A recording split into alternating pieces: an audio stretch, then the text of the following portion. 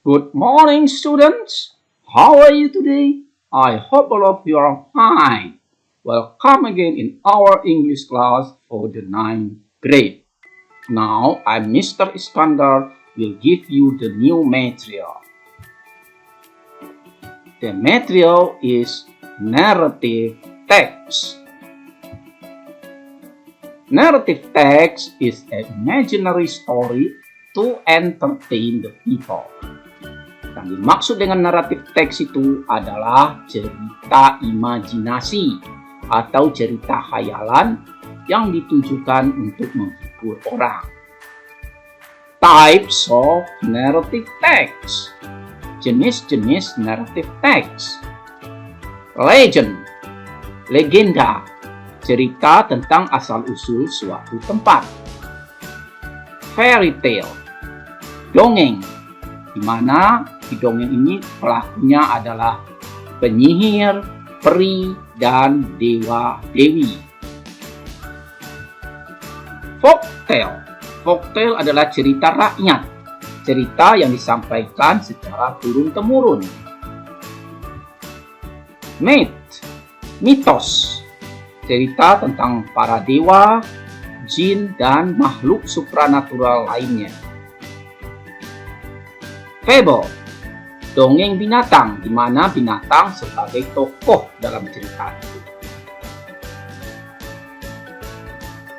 Now legend, contohnya adalah Toba Lake Legend, Tangkuban Perahu, dan masih banyak lainnya. Fairy tale, Cinderella, Snow White and the Seven Dwarfs, artinya Putri Salju dan 7 kurcaci. Folktale, Maling Kundang, Bawang Merah dan Bawang Putih. Myth, Dewi Sri, Nyi Roro Kidul. Fable, Mouse, Deer, and Crocodile, cerita kancil dan buaya. Dan kemudian The Ant and the Grasshopper, cerita semut dan belalang. The purpose of narrative text.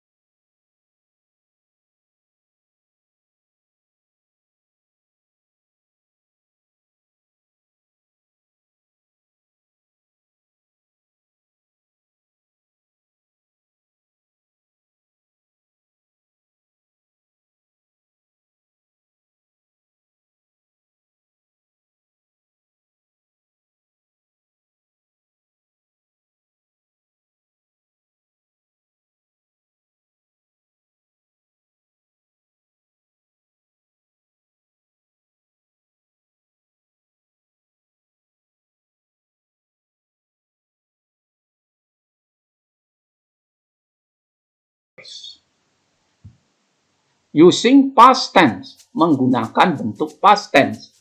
Jadi kalimatnya ditulis dalam bentuk lampau. Action verb in the past form. kata kerja dalam bentuk lampau, kata kerja tindakannya, seperti contoh clean, grab, when, etc. dan sebagainya. Adverb of time, kata keterangan waktu. For example, long time ago, once upon a time, one day. Pada zaman dahulu, pada suatu ketika, pada suatu hari, dan sebagainya. Time conjunction, kata penghubung yang menyatakan waktu, seperti then, before, after. Direct speech, kalimat langsung. Kalimat ini ditandai dengan adanya tanda petik. Contohnya, why are you here? The crocodile asked. Ini petik dari cerita fabel. Nah, berikutnya adalah contoh dari narrative text. The title is True Friends. Baik, kita lihat di sini. Once upon a time, ini adalah ciri khas teks naratif, dimulai dengan once upon a time. There were two close friends who were walking through the forest together.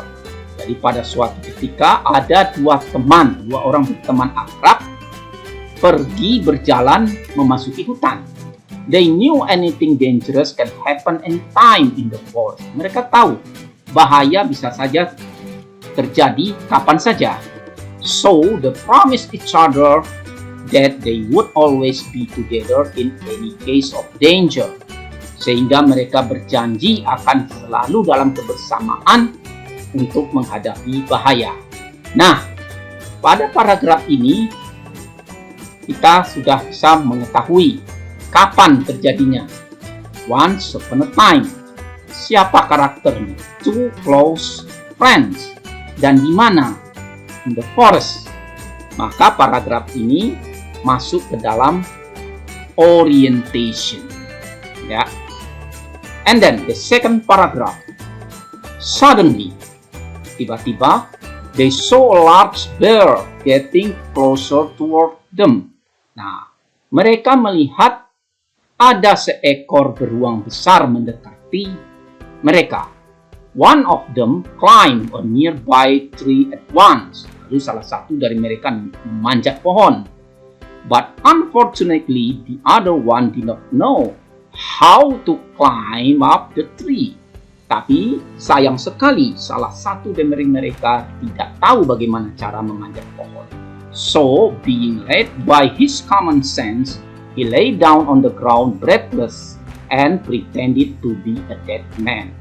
Jadi, mereka mencari, yang satu ini mencari akal. Dia berbaring di tanah dengan tanpa bernapas, jadi menahan napas dan berpura-pura menjadi orang mati. Nah, pada paragraf ini muncul masalah. Masalahnya yaitu ada seekor beruang besar mau menyerang mereka. Nah, salah satunya mencari akal dengan memanjat pohon, sedangkan yang tidak bisa memanjat pohon malah berbaring di tanah. Maka paragraf ini dinamakan complication.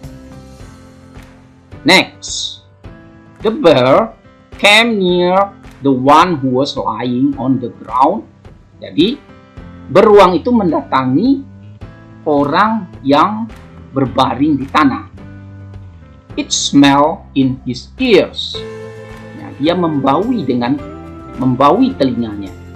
Dan kemudian, and slowly left the place because the birds do not want to touch the dead creatures. Lalu apa yang terjadi? Beruang ini pelan-pelan meninggalkan tempat itu karena beruang itu tidak mau menyentuh makhluk yang mati. After that, the friend on the tree came down and asked his friend that was on the ground. Sesudah itu, teman yang di atas pohon itu turun dan bertanya pada teman yang di bawah. Friend, what did the bear whisper into your ears? Nah, teman, apa yang dibisikkan oleh beruang di telinga kamu? The other friend replied, just now the bear advised me not to believe a false friend. Nah, dia menjawab, Barusan beruang itu menasehati saya, jangan mempercayai teman yang palsu, katanya. Baik, pada paragraf terakhir ini ada penyelesaian masalahnya, di mana beruang pergi dan 2 orang teman ini selamat. Maka paragraf ini dinamakan resolution dan endingnya berakhir dengan happy ending. Narrative text biasanya terdapat moral value.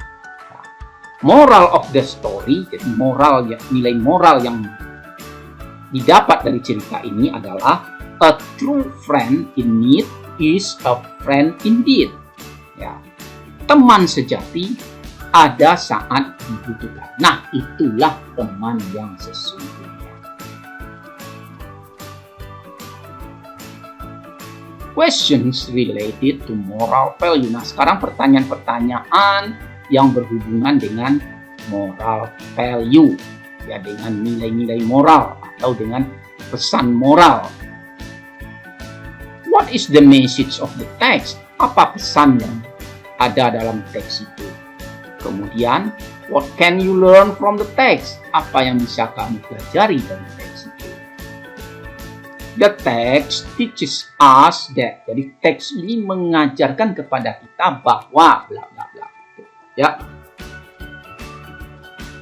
The moral value of telling the text above is. Nah, nilai moral dari cerita teks di atas itu adalah bla bla bla. Itu yang kita cari. What does the text teach us? Apa yang diajarkan oleh teks itu kepada kita? Ya. Okay, students, I think that's all for my explanation. Thanks for watching. See you next time and goodbye.